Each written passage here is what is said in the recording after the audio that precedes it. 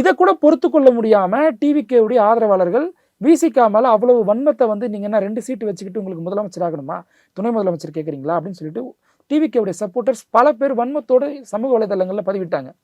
இதை வந்து டிவிகே வந்து எங்கேயாவது ஒரு இடத்துலையாச்சு இப்படிலாம் நீங்கள் பேசக்கூடாது, இதை பதிவிட்டுருக்கலும் எங்களுக்கு சம்மந்தம் கிடையாது, யாரும் அப்படி வந்து கட்சிக்காரங்க அப்படி செய்யாதீங்கன்னு சொன்னாங்களா?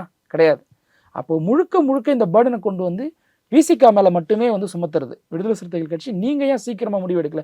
நாங்கள் சீக்கிரமாக முடிவு எடுக்கணும்னு கம்பல் பண்ணக்கூடிய அத்தாரிட்டி யாருமே கிடையாது. அது எங்கள் கட்சின்றது வந்து ஒரு தனியான ஒரு அங்கீகரிக்கப்பட்ட ஒரு அரசியல் கட்சி. அப்போ எங்கள் தலைவர் தான் அந்த டிசிஷன் எடுக்கணும். ஸோ எங்களுக்கு ஒரு டைம் வேணும். அந்த டைம்ன்றது கம்யூனிஸ்ட் கட்சி அவங்களுடைய முடிவை தெரிவித்ததுக்கு அப்புறமா நாங்கள் ஒரு 10 மணிலேருந்து 12 மணி நேரம் தான் டைம் எடுத்துக்கிட்டோம். அதுக்கு மேலே எதுவும் பெருசாக எடுத்துக்கல.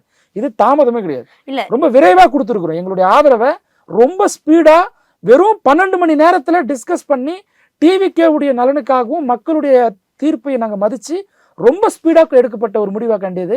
இது தாமதமான முடிவே கிடையாது.